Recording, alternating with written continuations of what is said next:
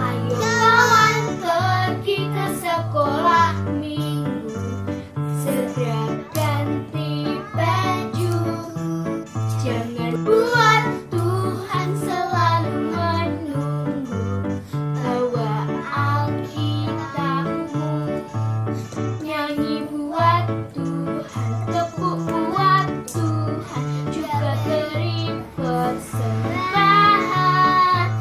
Dengar firman Tuhan, hafal firman Tuhan, semakin serupa dengan Tuhan. Shalom adik-adik, ketemu dengan Kak Samuel. Hari ini kita akan memuji dan menyembah nama Tuhan bersama Sekolah Minggu GIA Dr. Cipto, ya. Bagaimana kabar kalian semuanya? Kak Samuel berdoa dan berharap kalian semuanya sehat, ya. Yuk, mari kita siapkan hati kita akan menyanyi, kita akan bertepuk tangan, kita akan mendengarkan firman Tuhan pada hari ini. Kaulah segalanya dalam hidup kami, Tuhan.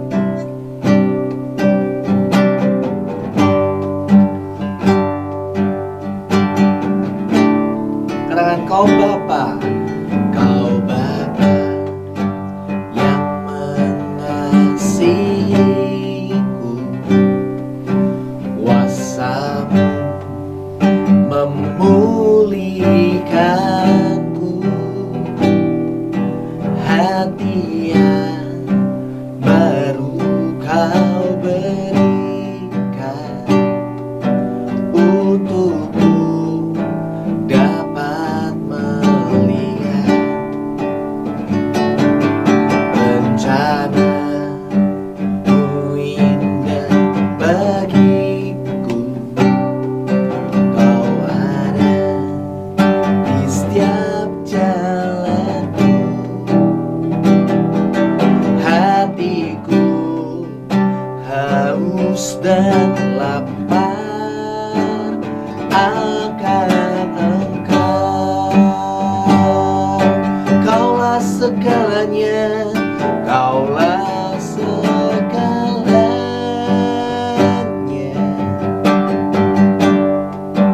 di dalam hidupku.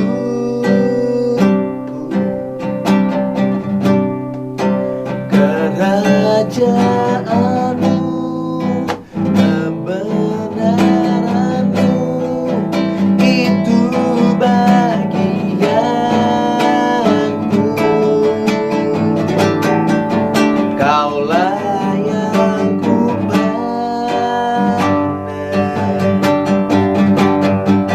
selama hidupku, mengasihimu, memuliakanmu, Bapa dan Raja. Kaulah segalanya, Kaulah segalanya di dalam hidupku.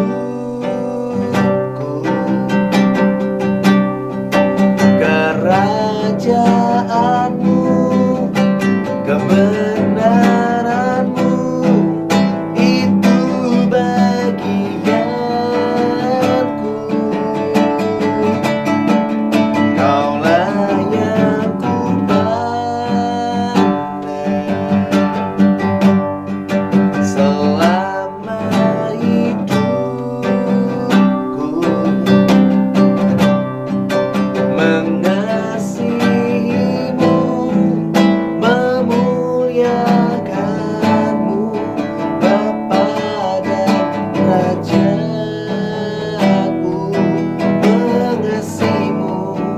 Mengasihimu, memuliakanmu, Bapa dan Rajaku.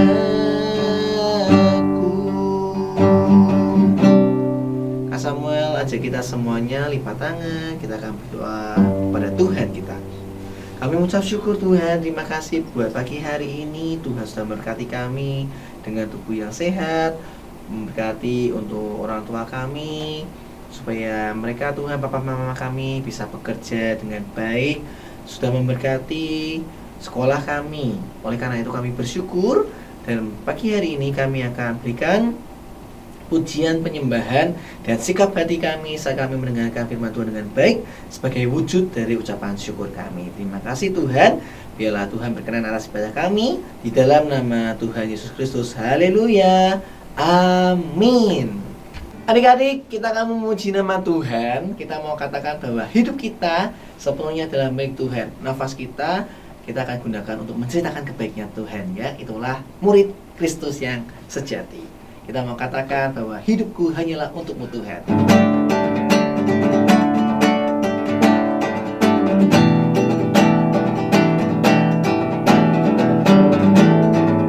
Sama-sama belajar lagu ini ya.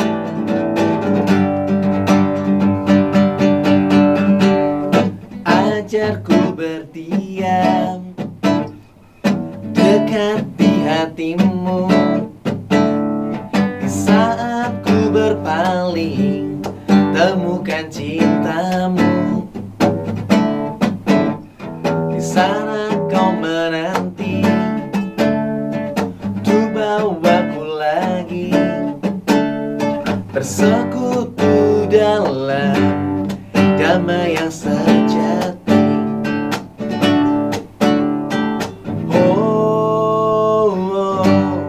Ku dambah hadirmu.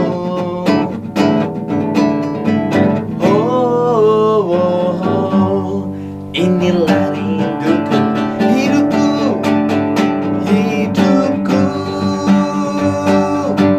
hanyalah untukmu. Segenap hatiku kagum akan kebaikanmu, dan nafasku menceritakan kasihmu. Ajarku berdiam dekat di hatimu. Hidupku hanya untukmu, hidupku hanyalah untukmu. Segenap hatiku kagum akan kebaikanmu, dan nafasku menceritakan kasihmu. Ajarku berdiam dekat di hatimu. Ajarku berdiam dekat di hatimu. Sekali lagi katakan, ajarku berdiam dekat di hatimu.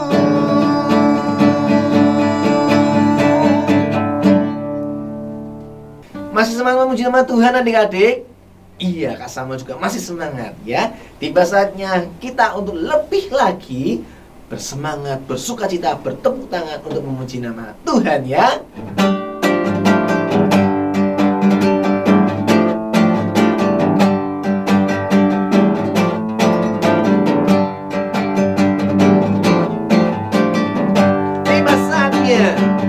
Tiba saatnya kami berkumpul bersatu dari segenap suku dan bangsa,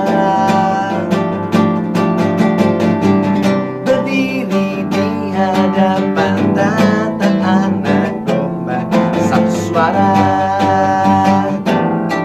menyatakan keselamatan bagi Allah yang duduk dan bertata. Kami naikkan para anak domba, pujian dan kekuatan, hormat dan kekuasaan, kemuliaan bagi Dia selamanya.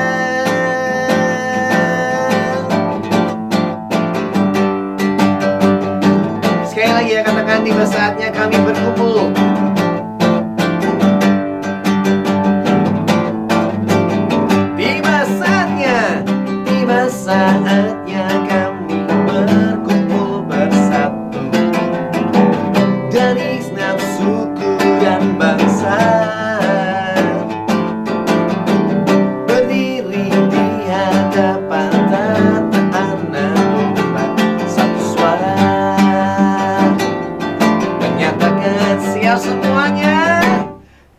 keselamatan bagi Allah yang duduk dan bertata.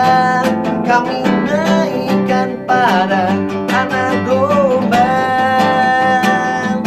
Pujian dan kekuatan, hormat dan kekuasaan, kemuliaan bagi Dia selamanya. Kemuliaan, kemuliaan bagi Dia, kemuliaan bagi Dia, kemuliaan bagi Dia selamanya.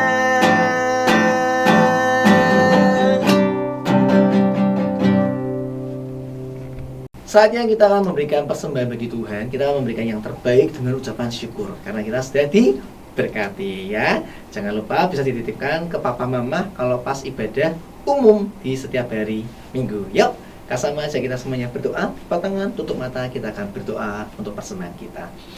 Tuhan Yesus, kembali kami datang ke hadirat-Mu. Kami mengucap syukur buat segala kebaikan Tuhan yang Tuhan sudah berikan dalam hidup kami.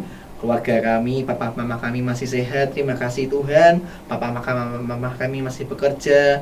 Terima kasih Tuhan, kami masih boleh sekolah. Terima kasih Tuhan. Dan biarlah Tuhan kuduskan persembahan kami. Biarlah berkenan bagi pekerjaan Tuhan di gereja kami Tuhan. Terima kasih. Di dalam nama Tuhan Yesus kami memberikannya dengan sukacita. Haleluya. Amin. Adik-adik, saya kita akan mendengarkan firman Tuhan. Siapkan hati kita, telinga kita, pikiran kita dengan sikap yang baik, sikap yang hormat. Kita mau mendengarkan suara Tuhan kita ya. Kita akan belajar mengenai kesetiaan kepada Tuhan Yesus. Setia itu harus didasari dengan rasa cinta ya. Kita mau katakan, ku mau cinta Yesus sampai selama-lamanya ya.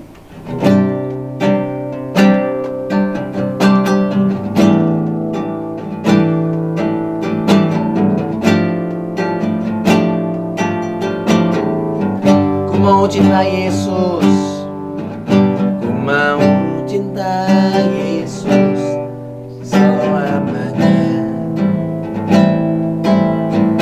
Ku mau cinta Yesus selamanya. Meskipun badai silih berganti dalam hidupku, ku tetap cinta selamanya. Ya Bapa, ya Aba, Bapa, ini aku anakmu, layakkanlah seluruh hidupku. Ya Aba, Bapa, ini aku anakmu, pakailah sesuai dengan rencana. Ya Bapa, ya Aba, Bapa, ini aku anakmu, layakkanlah seluruh hidupku. Ya Aba, ya Aba, Bapa, ini aku anakmu, pakailah sesuai dengan rencanamu. Pakailah sesuai dengan rencanamu. Pakailah sesuai dengan rencanamu. Mari anak-anak, kita berdoa lebih dahulu ya. Terima kasih Tuhan, kami sudah memuji dan memuliakan nama-Mu. Kalau sebentar kami mau mendengarkan firman-Mu, kiranya Engkau urapi hamba-Mu ini akan membawakan firman-Mu. Dan juga anak-anak yang mendapatkan berkat dari-Mu dengan firman Tuhan ini. Terima kasih Bapa, kami serahkan firman Tuhan ini hanya di dalam nama Tuhan Yesus Kristus. Amin. Shalom anak-anak, ketemu lagi dengan Tante Resi pagi hari ini ya. Kali ini Tante mengajar di kelas besar. Oh ya, kemarin juga mengajar di kelas besar ya. Anak-anak, Tante mau bertanya, siapa yang pernah membaca Alkitab? Wah, hampir semuanya ya membaca Alkitab ya, baik perjanjian lama maupun perjanjian baru. Sekarang Tante mau tanya, di dalam Perjanjian Baru, kitab yang pertama apa namanya? Iya, betul, Matius. Nah, anak-anak, kita akan membahas mengenai Rasul Matius. Siapa yang sudah pernah membaca semuanya? Oh, ada yang belum ya, enggak apa-apa. Yang belum dilanjut ya. Kalau yang sudah, mari kita mulai membahas mengenai Rasul Matius. Kita tidak membahas ayatnya, tetapi kita akan membahas mengenai Rasul Matius. Siapa tuh Rasul Matius ini? Ya, dari mana Rasul Matius ini? Kenapa kok dia menulis Alkitab? Nah, dari sini kita akan tahu. Rasul Matius itu mengikut Tuhan Yesus, ditangkap Tuhan Yesus, dan dia melakukan pengabaran Injil sudah selama 15 tahun. 15 tahun loh anak-anak. Di mana dia melakukan pengabaran Injil? Ya, ada di kota Partia, Suria, Makedonia. Itu selama 15 tahun beliau melakukan pewartaan Injil, pengabaran Injil, karena dia menjadi murid Tuhan Yesus. Tetapi sayangnya Rasul Matius ini meninggal karena martir, disebut martir Kristus. Kenapa kok dia disebut martir Kristus? Ya karena dia meninggal karena dianiaya atau dibunuh karena mempertahankan sebagai pengikut Kristus. Setelah dia mengorbankan diri, tapi dia tidak takut dengan kematian itu. Karena dia percaya barang siapa yang ikut Tuhan Yesus pasti mendapatkan kehidupan yang kekal. Amin. Iya. Nah, sebelum kita melangkah lagi, siapa tuh Rasul Matius? Rasul Matius ini juga punya namanya adalah Lewi. Kadang disebut Matius, kadang disebut juga Lewi. Tetapi terkenalnya dengan nama Matius.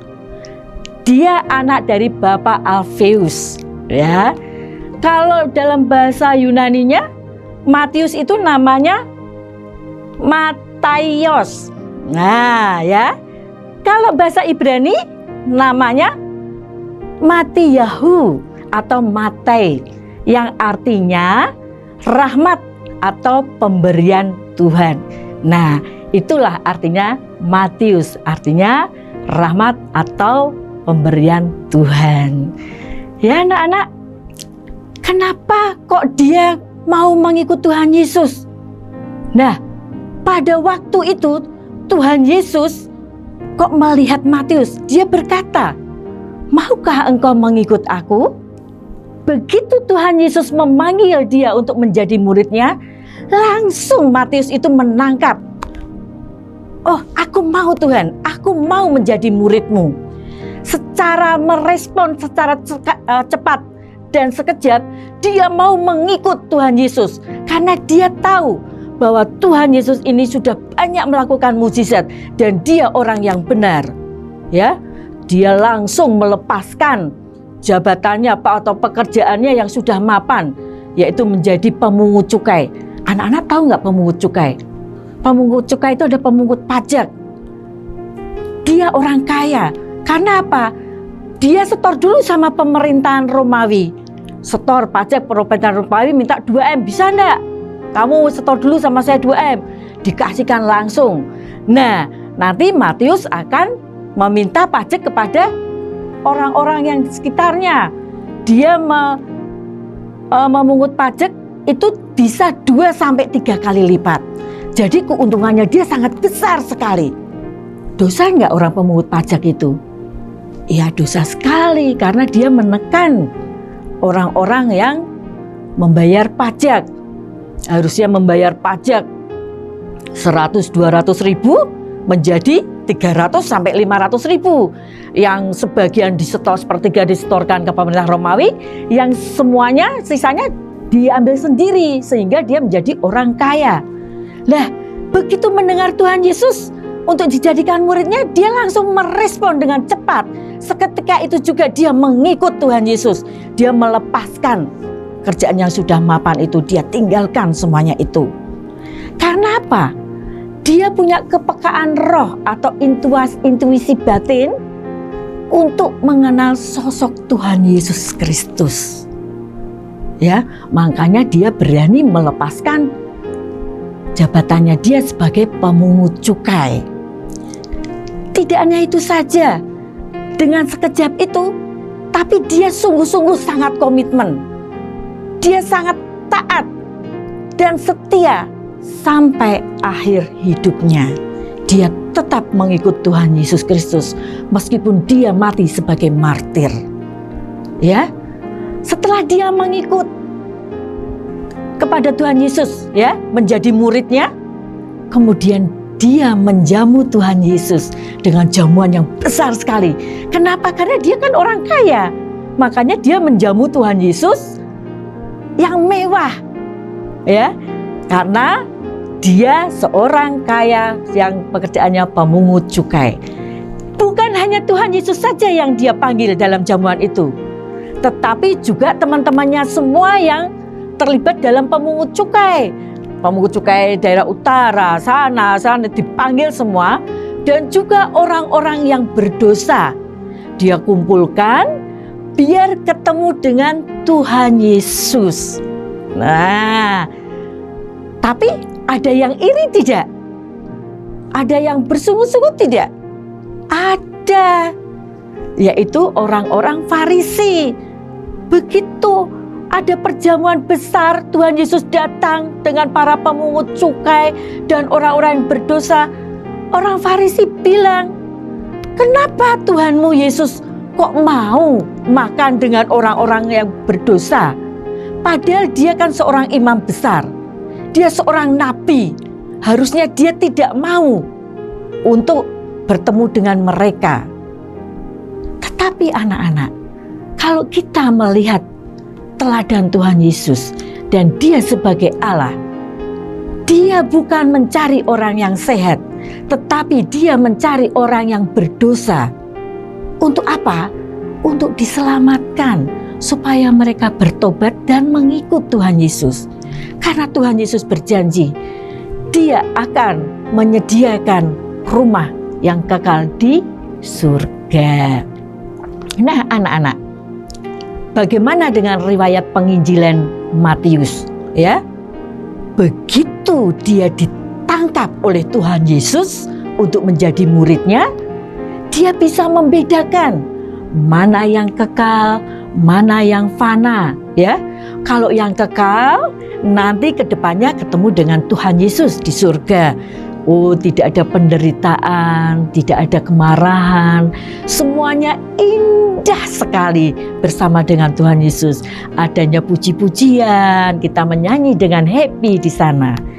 Kalau fana, semuanya akan hancur, akan hilang. Nah, itulah yang didapat dari Matius. Dia bisa membedakan mana aku harus hidup yang kekal atau mencari yang fana. Karena Tuhan Yesus itu adalah Allah. Tuhan Yesus itu anak Allah dan juga anak manusia yang berkuasa di surga maupun di bumi. Jadi apapun yang dilakukan Tuhan Yesus itu benar adanya dan menjanjikan hidup yang kekal. Makanya Matius memberikan pengabaran Injil kepada orang-orang yang belum mengenal Tuhan Yesus.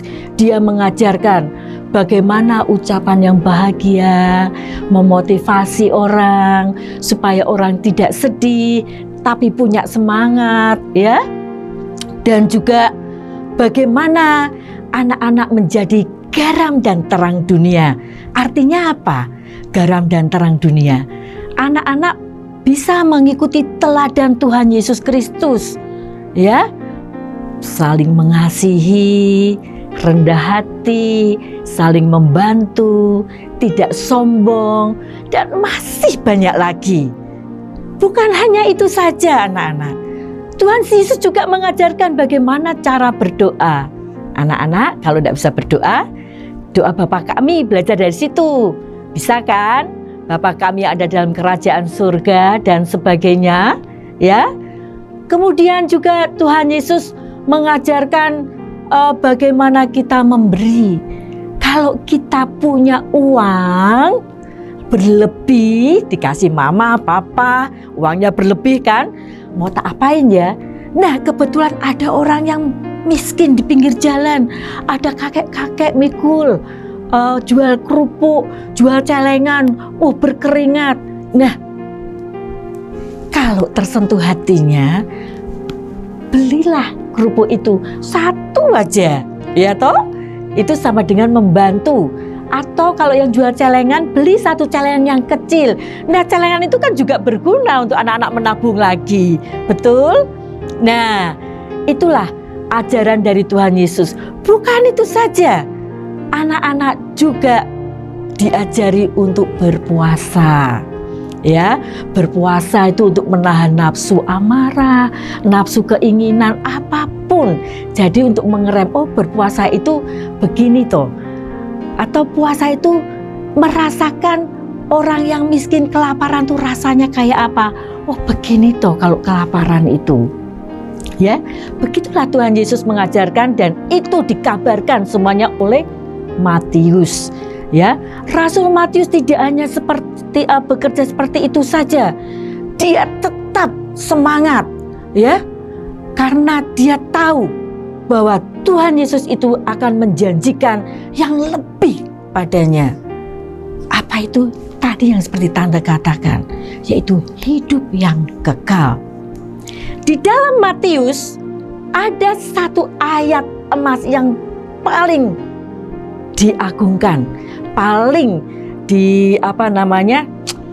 diutamakan, yaitu Matius 6 ayat 33. Anak-anak bawa Alkitab tidak? Ada Alkitab? Ayo ambil dulu, ya. Ayo, yang di sini juga diambil. Sudah? Ayo kita buka Matius 6 ayat 33. Sudah siap? Sudah dibuka semua? Dapat? Ya. Ayo kita baca bersama-sama dengan hitungan ketiga. Oke? Yuk, 1, 2, 3.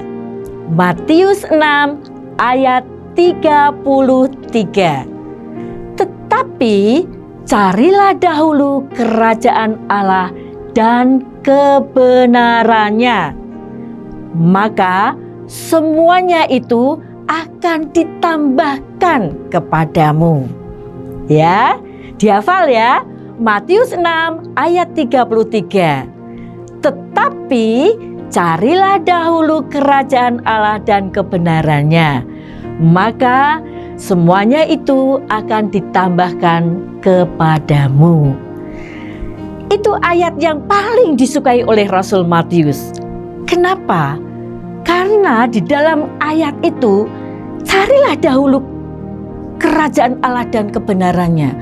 Otomatis Rasul Matius mengutamakan atau memprioritaskan mencari hal-hal yang berkaitan dengan Allah daripada hal-hal yang berkaitan dengan dunia atau bumi. Dia meninggalkan semuanya itu. Kalau Allah berfirman, dia selalu menjalankannya. Dia selalu melaksanakan perintah Allah. Dan sebisa mungkin tidak melanggar larangan perintah Allah. Ya. Yang kedua, jauh lebih berharga mencari keselamatan dibandingkan mencari uang di dunia, keinginan daging. Nah, keinginan daging itu bisa membuat kita sombong, bisa membuat kita iri hati, bisa kita tidak menghormati orang tua, sama teman membuli. Nah, anak-anak mau nggak seperti itu? Tidak kan? Pasti anak-anak kepingin seperti Tuhan Yesus, saling mengasihi teman satu yang lain, menjadi teladan bagi keluarga, bagi tetangga, bagi teman-teman, bagi orang yang belum mengenal Tuhan Yesus. Kalau anak-anak menjadi teladan, maka orang-orang yang di luar Kristen itu akan melihat, oh anak ini begitu baiknya. Siapa toh dia? Anak siapa? Agamanya apa? Ternyata dia anak Tuhan Yesus Kristus. Nah, bangga kan? Tuhan Yesus melihat dari surga itu akan merasa bangga kalau anak-anak menjadi orang yang baik. Tidak usah takut kalau anak-anak mau memberi, nanti anak-anak tidak punya uang lagi. Nah, Tuhan berjanji, barang siapa yang mengikut Tuhan Yesus, memprioritaskan keselamatan, taat dan setia, maka segala kebutuhannya akan dipenuhi. Contohnya, anak-anak habis memberi orang yang tidak punya, ya. Tuhan, aku tidak punya uang lagi karena uangku sudah tak kasihkan kepada bapak-bapak ini, ya kan? Ya udah Tuhan, tapi aku senang bisa memberi, gitu kan?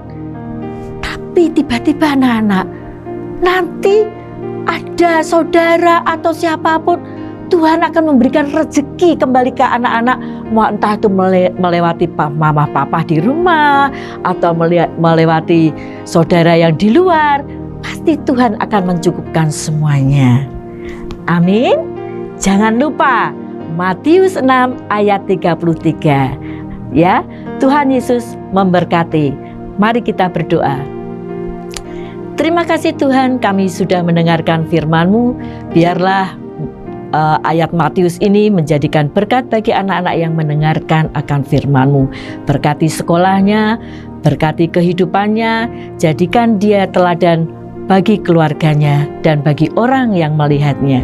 Terima kasih Bapa, kami serahkan semuanya hanya di dalam nama Tuhan Yesus Kristus. Amin.